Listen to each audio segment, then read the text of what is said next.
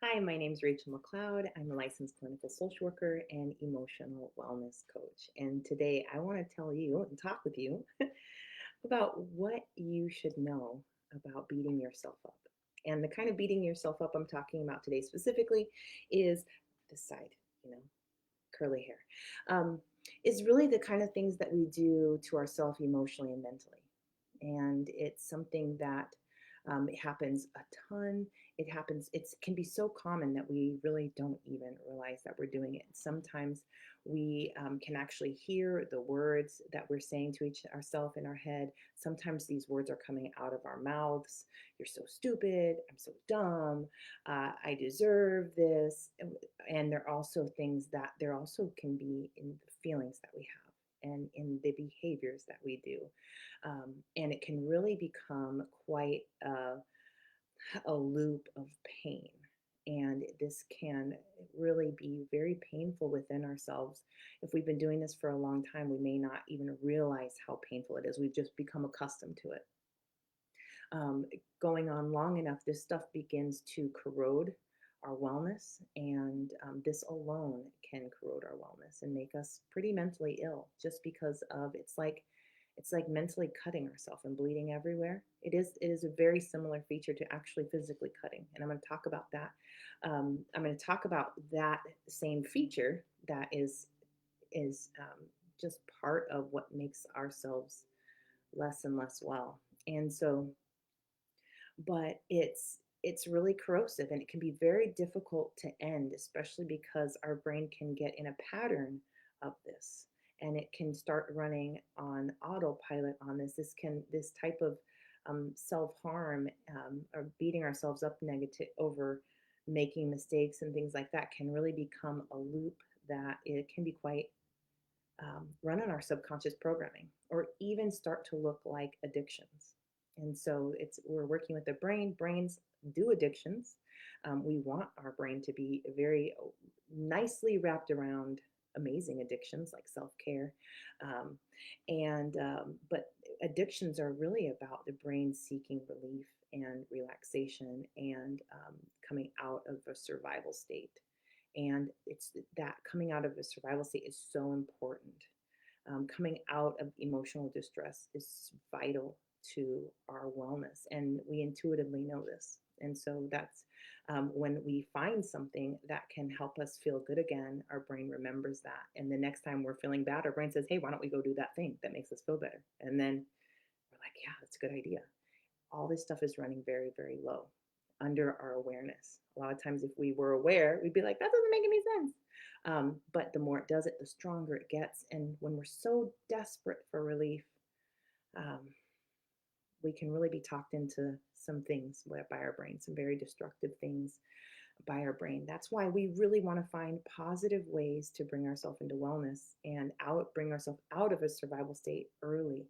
And we want to start this repatterning when people are little. Um, I was telling somebody today in a session that we were talking about this pattern, um, and there it's like if our parents don't do this, which many of them didn't get it done themselves, right? Their parents didn't know how to help them um, learn how to work through emotional distress in a healthy way, right? To make distress and then help the brain learn to come down and calm and process. And then we experience something else, and then we want to come down and process. A lot of times we get distressed, and our parents unknowingly, or just not knowing any better, made it go up, or with mental illness and doing some pretty malicious things. So our nervous system learns a different pattern than come back down into regulation. Maybe it learned to go up and stay up, maybe all sorts of things. I have a video about that. I will probably link it in here. All that these things can be resolved. But um, when we talk about beating yourself up emotionally and mentally, we really want to find some positive things. And oh, that's what I was saying.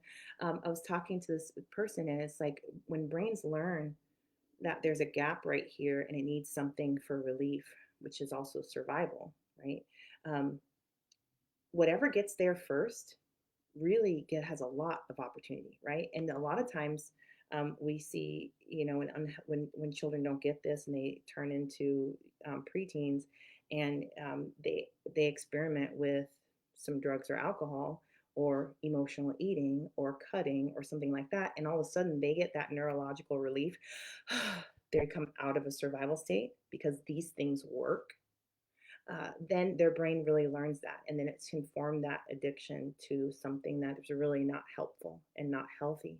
And so really we want to beat the brain. We want to beat anything. We want to put some healthy stuff in there before anything else arrives, right? That's why we want to be doing this stuff early and often. But if you're like me and many people, you grew up in houses, or that ship has sailed. But all of the neurological equipment is there within us. We just need to wire that in. We need to help the brain really um, learn healthy ways of doing this, and we can do this really, really quick. So, but it's really important. And the deal here is that if you've got this habit and pattern of beating yourself up, it's we've got work to do. But this is what, back on track, because I can nerd out about this stuff. Um, what you should know about beating yourself up is, number one, this is not supposed to be there. It's really taxing. It's really exhausting. And it creates wounds in your inner world, emotional wounds. A lot of times we learn how to take care of physical wounds. We have exact strategies. We've got a lot of great evidence. We've got protocols. We've got, all the houses have a Band-Aid kit, right? But we don't really think about this emotionally. But we get emotional wounds, and they bleed, and they get infected, and they cause us to have to cope in these different ways. And when you've got a habit of beating yourself up emotionally and mentally, you are causing your own wounding, which, once you have a wound, then that wounds require attention and focus and resources of time, energy, um, vitamins, minerals, electricity, to go to healing that wound, which means that you have just used energy for something you created yourself. And now you're not going to have energy, time, money, resources available to the things you actually want to do, because your brain knows priorities, and it knows it needs to stop the emotional bleeding first. And then guess what?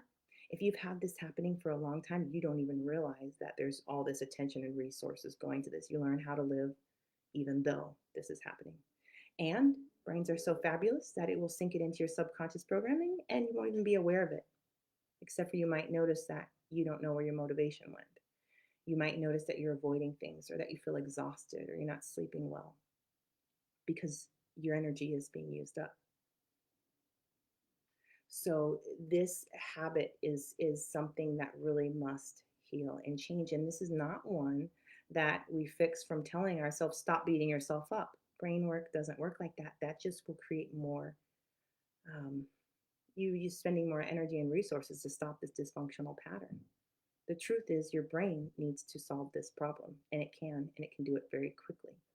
This is something that um, I had this one client start working with me, and had tons of inner criticism, and would beat themselves up all the time. And I noted it. We noted it. It was on our list of to dos. And I start them out like I start everyone else out. And they came back 2 sessions later and was like, "There's that mean voice is gone, and there's this nice voice." And they were just like, "What's up with this nice voice? What's up? This is new. This is different." But these things can resolve that quickly. This doesn't have to be something that takes a long time, but it is one of the things. If that this is going on for you, it is causing massive harm.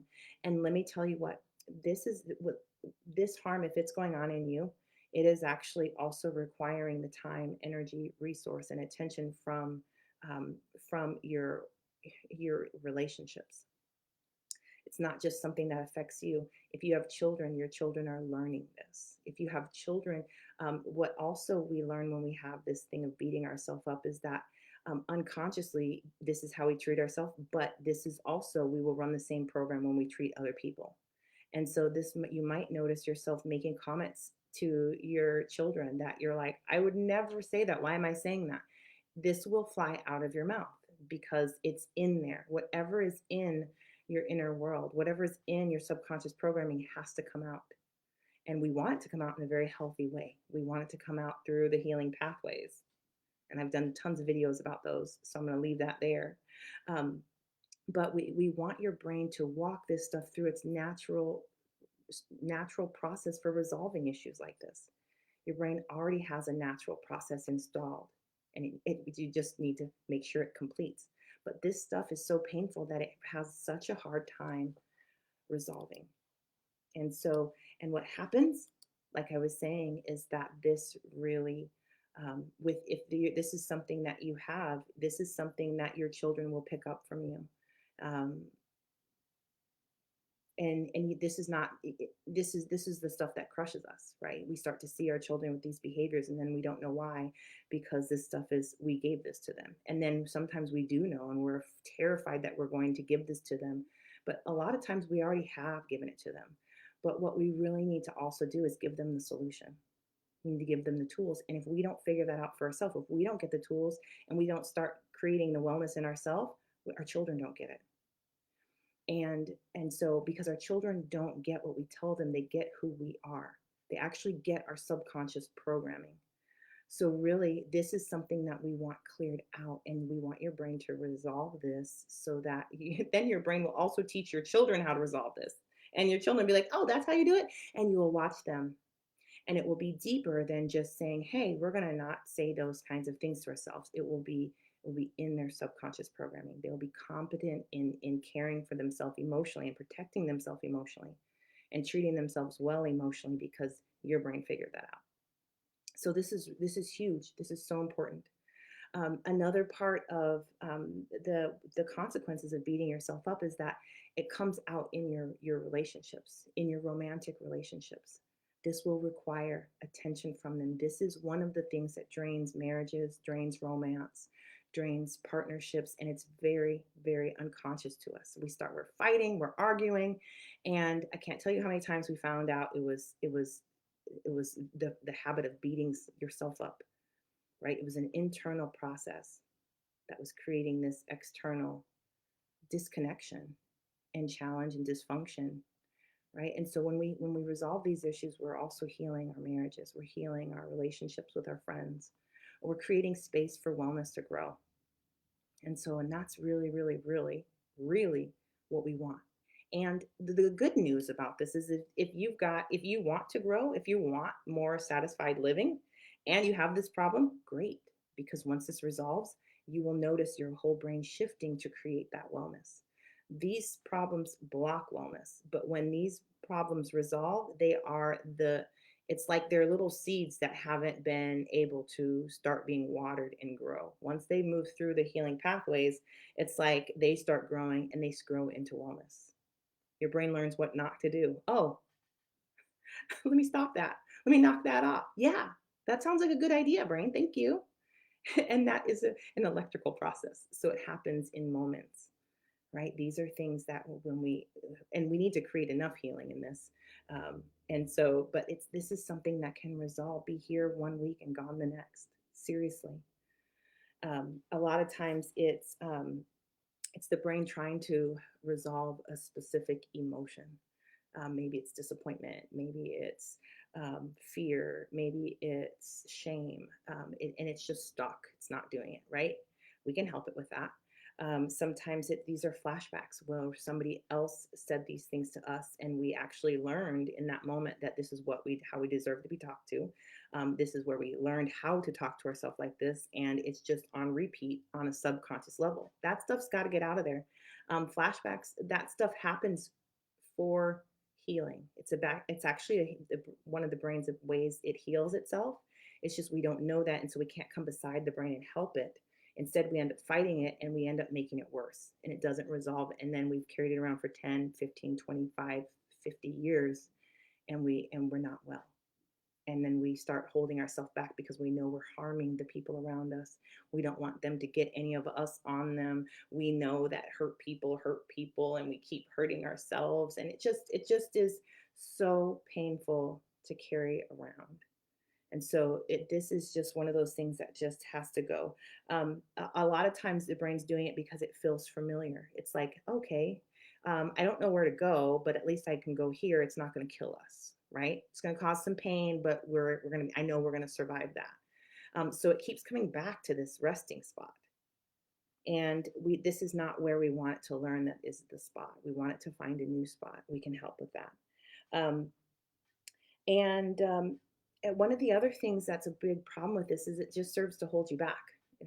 It serves to keep you small, to keep you in your place is sometimes the function of it.